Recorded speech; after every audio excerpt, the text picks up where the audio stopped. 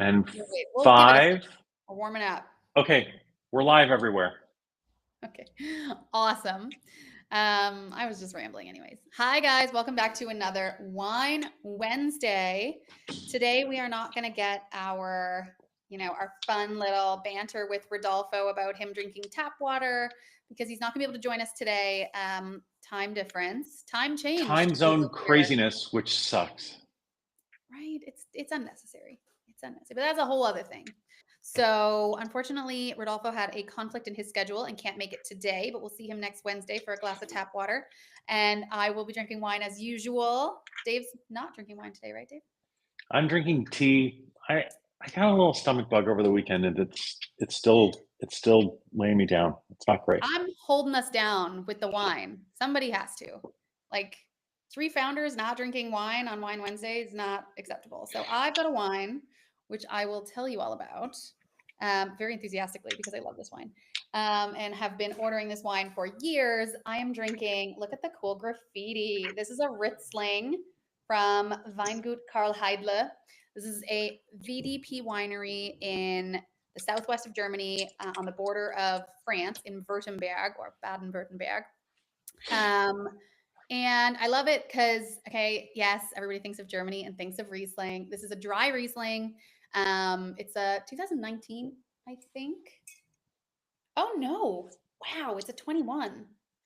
Okay, the last ones I've been drinking were 19. This is a 21. Damn, well, it's really good. Anyways, so the winery itself is really, really interesting. It's the oldest winery in that region in Germany. And they make 50% Riesling. And they've got those, when you think of German Riesling, Dave, like, what do the vineyards look like when you think of Germany? Very steep. Very steep and terraced, right? Yeah. And a little bit planted a little further apart for my tastes. Okay. I feel like they're planted a little loosely. I think you want to. I think. Yeah. Loosely? Is that a diss? Loosely? Yeah. Well, that's not really a diss. It's just, if you want concentration, you want more density. Depends what you're growing, Dave. But I know. Let me throw something at you. Okay. Have you ever heard of the grape Lemberger? I thought that was a cheese. Interesting. Yeah. I mean, is it? Is that also a cheese? I mean, it's a grape. Might also be a cheese. It could be. Like a stinky cheese. Of course it would be stinky. Well, anyway, it's the same grape as Blaufränkisch, which I'm sure you know. I know Blaufränkisch very well, yeah. Same grape, different name. Fun. So they grow a lot of Lemberger. They grow a lot of Riesling. And the winemaker I think he's completely taken over now. His name is Moritz. And this wine is Ritzling. So he's a graffiti artist. And he actually designed the label. And he always sends me really nice Christmas cards with like a graffitied Santa. And he's good people. And he makes incredible wine. And the last thing that I'll say about it, because this is not this is not like a shill to Weingut Heidle, although they deserve it. The last thing I'll say is that they make their wines in a really puristic style, and it's really cool because they've been using the same barrels to ferment their Riesling in since the 50s, which is cool. And it's all spontaneously fermented, and the wines are just banging. So very good dry Riesling here. And this is like the lowest classification, like this is the lowest quality level that they make, and it's crazy good. So wow. That's that. All right. Next time I come to Dusseldorf, I'll give it a shot. Mm-hmm. I put links in the show notes for both the grape varietal and the cheese. Oh, great. Thank God. Thank God that you did that. Otherwise, what would we all do with ourselves? Very important. But actually what's interesting about that, Jana, is don't you think it would be really cool if there was some sort of a tool that where if you didn't know about a specific wine varietal or a wine region or like a particular type of wine or a winemaker or like why it's important to have densely planted vines in a terraced environment, especially in a cold climate like Germany. Wouldn't it be great if there was some sort of a tool or an agent that you could ask about that without feeling silly? Like having a personal wine assistant in your pocket? I mean, I don't know. That sounds cool. Sounds pretty cool. Why do you ask? Imagine if our app did that. Like dVIN, if dVIN did something like that? Like if dVIN launched an AI wine guy. Be cool. Be very cool. Cool thing is we did, spoiler alert, and I know we tested out with members. We've been testing it with members for a couple of months now, but this is a hot topic today because I am going to be flying to San Francisco in 2 days to do a really cool talk about AI at an event in San Francisco with Real Vision's RVIP community. So it's going to be really cool. I'm going to do a little intro into the wines that we're drinking, and I'm going to mint everybody tokens to go with those wines, of course. But then, you know, the really cool part of this is going to be that while all the speakers are talking about AI, I'm going to be speaking about wine and AI, which is kind of like, you know, not to one up everybody, but it's fun. And so we're going to let everybody kind of play with the AI in the app, and yeah, maybe I'll get them to see what it says about Lemberger. See if it knows the difference between the grape and the cheese. So Jana, how does the AI work on the app? Let me tell you, Dave. So, all right. So let's say you're in the dVIN app, and if you guys watching this have never been in our app, Dave's going to put the link in the chat. Check it out. All you have to do is connect your wallet if you have one. If you don't have one, just log in with a phone number and we will set you up with an account. And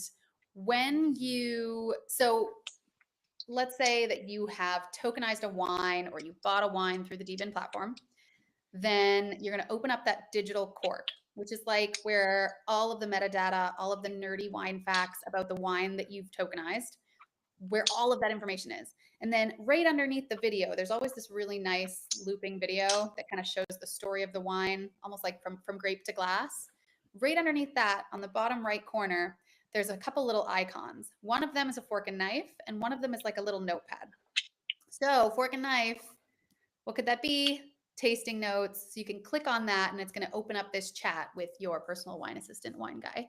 And you're going to be able to ask, you know, depending on where you are in the world, for example, like you could say, hey, I am in San Francisco and I am drinking this wine. I'm drinking the Riesling 2021 Riesling. Look at this, a demo. And then you could basically just say, hey, I'm in San Francisco. Usually I drink this wine in Germany. I'm in San Francisco now. Where should I go? What should I eat? Like you can ask it anything and it will give you awesome pairing notes or pairing suggestions for that wine. Now, look at that. There it is. Yeah. So over the weekend, I was invited to a super cool wine dinner in Madrid with this kind of interesting wine fund that is interested in tokenizing about $10 million for the wine, which is pretty fun, pretty cool. Had a great dinner with them, and we tokenized all the wines at this dinner, and this was one of the wines that we tokenized. The Nicola Marsh, Côte de Nuit. Was super good, tasted really good. But let me kind of tell you a little bit about how this works. It's kind of interesting because when we first were putting the app together, what we thought was, all right, you know, we knew that we were going to have two different audiences, right? One audience was going to be like wine native, crypto curious.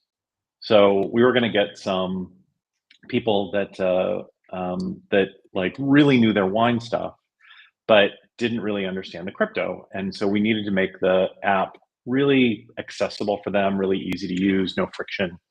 But then we also knew that we were going to get crypto native, wine curious, and people that didn't know very much about wine.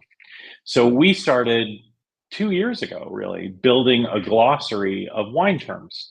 You know, all the different varietals, all the different indicators for tasting notes, like copy on all of the different regions and all of the different sub-regions and appellations, and like a description of the winemakers and the wineries and all of that stuff that we were going to just use as tooltips, right? So like if you were in here and you were like, okay, well, what's Burgundy, or what's a what's Pinot Noir, you could just kind of like put your mouse over it or like tap it with your finger and like a little description would pop up. And we thought that would be really cool. But then we were like, well, writing all of this stuff isn't that much fun. So when ChatGPT came out, we started like using ChatGPT to see if we could write some of the copy on ChatGPT, and that was pretty fun. And we kind of played with that a little while. And then what we thought was, well, instead of writing it with ChatGPT and then putting it in a tooltip, what if we created something that was a little bit more dynamic, that was a little bit more personalized, and that could provide you with tasting notes or food pairing suggestions that were really specific to you and based on the wines that you own and the wines that you've tasted. So that's kind of what we built. So instead of having like a little tooltip here where I can tap on Bourgogne and like see what Burgundy is, or I can tap on Nicole Lamarche and see what kind of winemaker she is, or I could tap on Côte de Nuit and see what Côte de Nuit is. Instead, I can just click here and it gives me a prompt. It basically takes me to our Wine Guy app and gives me a prompt that says, what are tasting notes for this particular wine? And it gives me all of the tasting notes. You see like the region, the approximate price, the tasting notes, like all of this cool stuff. And then it could say, are you considering this wine for a particular occasion or a meal? I'd love to help you with pairing suggestions. So I could say, yes, we are going to open it at a big dinner with a lot of friends. A big dinner, I'm going to say in Madrid.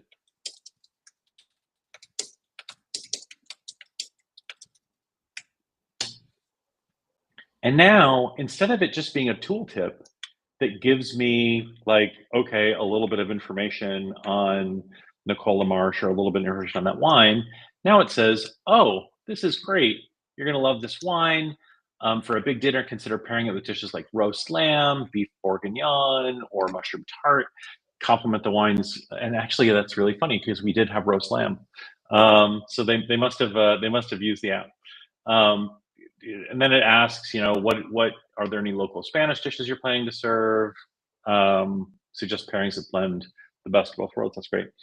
But so let's say I wasn't interested in necessarily knowing more about that, right? I didn't want to know more about food pairings, but I did want to know, like, tell me more about Nicole Lamarche.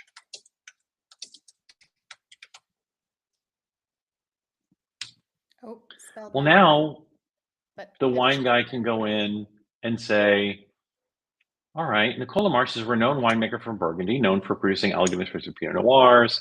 Her family estate, Domaine Lamarche, is located in the prestigious Côte de Nuit, which is famous for its high-quality vineyards. So that's kind of interesting. And I might say her practices, biodynamic practices, emphasize on terroir and sustainability, purity, finesse, and ability to age gracefully. That's great. And I could say, is her vineyard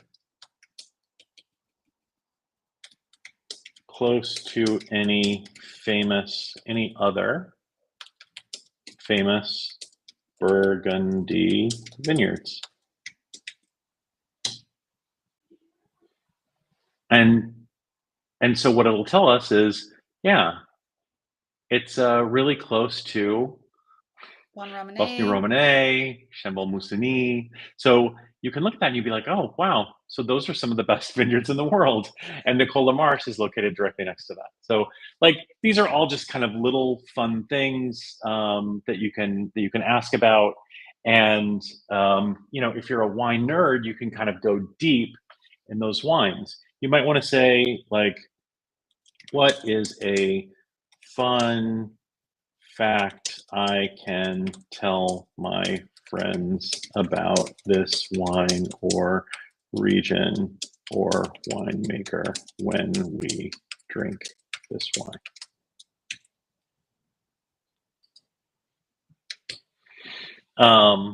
Oops. Well, hopefully it can parse that. the Cotonou region where this wine is crafted is often referred to as the Champs-Élysées of Burgundy due to its prestigious vineyards. Nicole, the winemaker, is part of a long lineage of winemakers, and her commitment to organic and biodynamic practices ensures that each bottle reflects the true essence of the terroir. That's awesome. So That's pretty cool, right? Yeah, and I have gone in and like tested this against, different critic scores that I found online and like wine databases and other AIs. Like I have compared what comes out of this to a bunch of other things, and it's always so good. And like honestly, it's really hard to trip it up. And I try and trip it up because unlike Dave, who's asking it very serious questions, I will ask it like, what would you serve me if we were on a first date? So I do try and trip it up, but mostly Stop flirting with the AI. I want to date wine guy. He knows everything. Anyways, my husband. So, wait, part of the reason for that. No. This is not a TED Talk. I have a question. Oh, Hold okay. on. Dave, what's the difference between the notebook and the fork and knife? Is it going to give me different, if I ask it the same questions within each one of those, is it going to give me different answers? So the notebook is tasting notes, right? The notebook is going to tell you what you can expect this wine to taste like.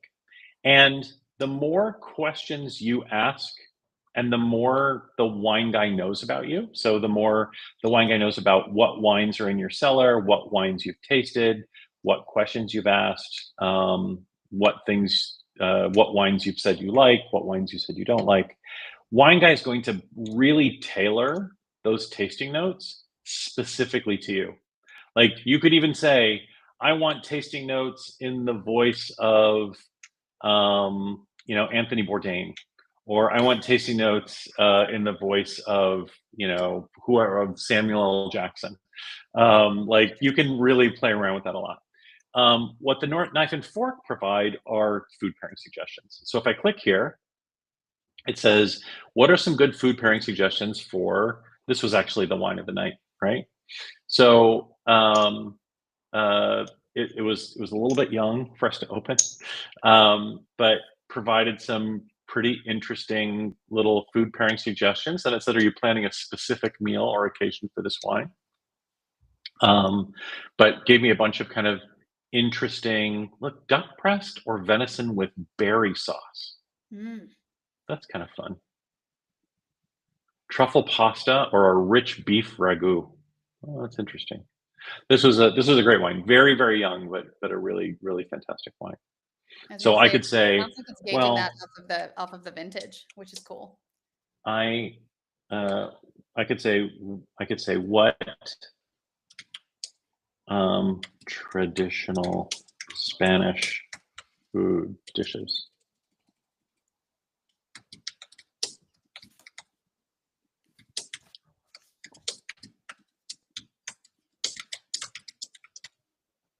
So one of the things, I was testing this while I was on vacation over the summer in Sicily, and one of the AI. Ooh, look at that, cochinillo asado. So actually, they served jamon iberico with this over the weekend. That's kind of interesting. Blood sausage. Yum. Very cool. Look at that. And look, see, here's what's kind of cool. So this is a brand new wine, right? Like this is a new wine that I like. I searched before on this wine, the Nicole LaMarche, and said, yeah, we're having a big dinner in Madrid. And then I looked at the tasting notes for a different wine, right? What are some good or the food pairing suggestions for a totally different wine? But at the end here, it says, are there any specific Spanish dishes you're considering for your dinner in Madrid? So the wine guy is remembering throughout the conversation, like what we were talking about earlier. And that's kind of the key to this, because so one of the reasons that we developed this is, and one of the things I say all the time is, whenever you're buying a bottle of wine for $50 or $100, you're almost always doing it with some other person's help, right? You're in a tasting room. maybe at a winery, or you're in a restaurant and you're talking to a sommelier, or you're in a wine shop and maybe talking to someone that works in the wine shop, helping to pick out a wine. And the problem with that is that there's two big problems with that. The first is that person just met you. So they're really just giving you generic information, right? It's all very generic. And the second thing is you're always lying to that person. You're always telling that person that you know more about wine than you do. Maybe that's just me, but probably most people are saying, "Oh yeah, I know what Limburger wine is. Sure, I've heard of Limburger wine." When you really think it's a cheese. So like the simple thing is, with Wine Guy, there's two important things. One is it will track you through your whole wine journey. It knows all of the wines that you own. It knows the wines that you're drinking, and it knows every time you ask a question. And more importantly, the you can be really honest with Wine Guy, right? Because you're not going to be embarrassed. Like you can be super honest, and you can ask him questions about, or her. I don't know it. You can ask it questions about whatever you want.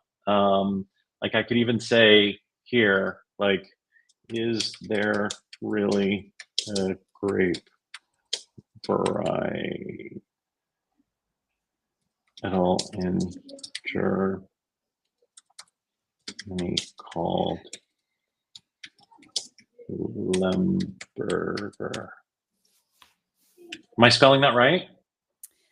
I don't know if it's Lemberger or Lemberger. I think that's right. Let's find out. Yes. Lemberger. It's more commonly known as Blaufränkisch. Ding ding, points for Jana. There we go. It's a red grape varietal that produces wines with rich berry flavors, moderate tannins, and hint spice. Look at that. Are you interested in trying Limburger or perhaps exploring other unique varietals? What Spanish dish should I serve with this one?